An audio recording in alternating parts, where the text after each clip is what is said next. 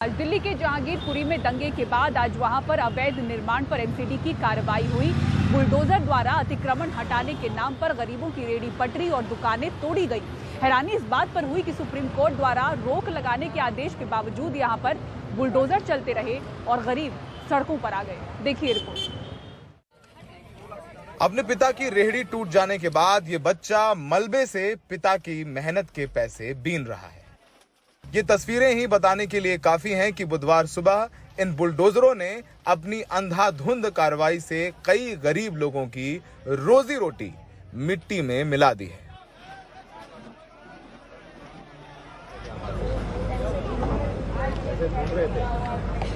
पैसे थे यहाँ पे क्या हुआ था क्या देखा?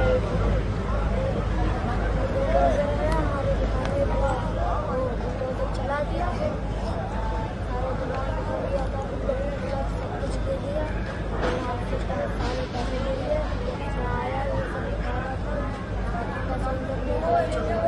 लेके भी चले गए। यहाँ के जो गुल्लक थी वो गिर गई थी, यानी जो यहाँ आपकी मम्मी पैसे रखती थी धोखे में वो गिर गई थी। यहाँ पर तो सोना मिला कुछ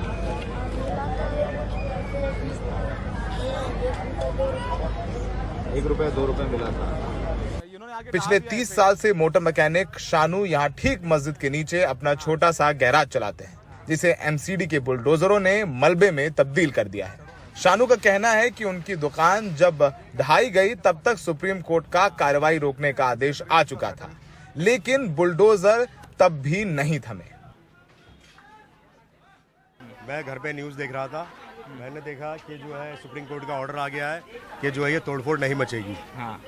तो उसके बाद में मैंने कहा चलो अब जो भी होगा देखा जाएगा, ठीक है। उसके बाद में फिर जो है जब मैंने न्यूज़ पे देखा तो वो कुशल से जो है वीडियो बना रहे हैं, वहाँ से लाइव दिखा रहे हैं, तो मैंने देखा कि बुलडोजर वहाँ आ गया। तो मैं तुरंत भागा आया। मैं जब तक आया ये पुलिस वाले अंदर घुसने नहीं दे रहे थे कि मुझे थोड़ा बहुत वक्त दिया जाता है कि मैं गाड़ियाँ वगैरह अपनी निकाल लेता या थोड़ा सामान साइड में कर लेता।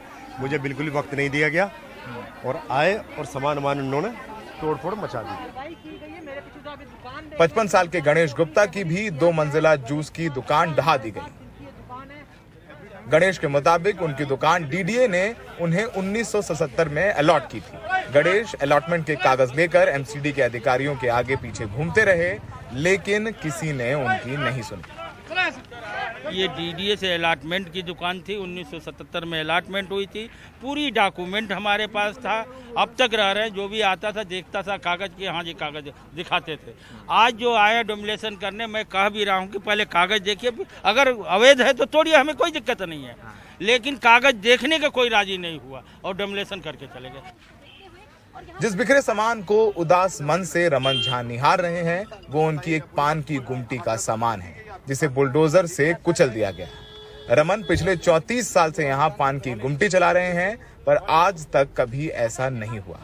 रमन महीने के 5 से 6 हजार रुपए कमा लेते थे, लेकिन अब सड़क पर हैं। सामान कहाँ गया आपका?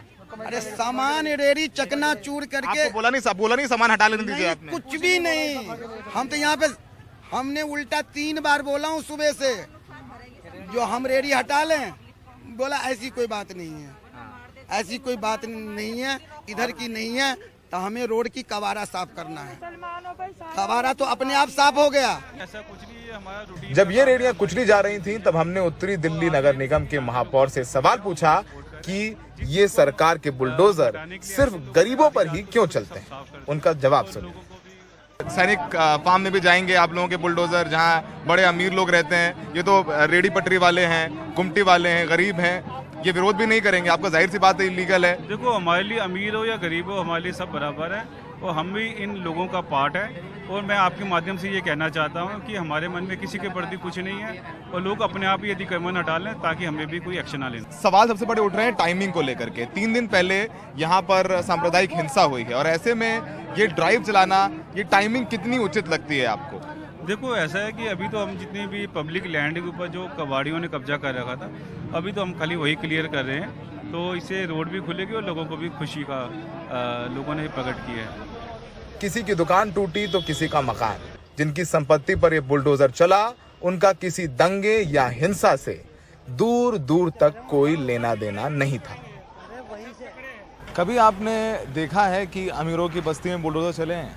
या किसी नेता और मौजूदा मंत्री के घर ऐसे ढहा दिए गए हों। इस सियासत में नुकसान गरीबों का होता है।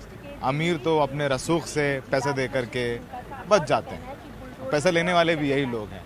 फिलहाल यहाँ पर जिनकी बिल्डिंगें दुकानें गिराई गई हैं वो अपने मलबे समेट रहे हैं, कुछ बचा कुचा सामान है उसे यहाँ से निकाल रहे हैं। सब नाराज़ है कि यहाँ पर वसूली भी करते हैं और आज उसी इलाके में जहाँ सांप्रदायिक हिंसा हुई वहीं पर इनकी कार्रवाई भी हुई है, तो मंशा पर भी सवाल उठाए जा रहे हैं। सहयोगी मनोज ठाकुर के साथ जहांगीरपुरी से सौरभ शुक्ला, NDTV इंडिया।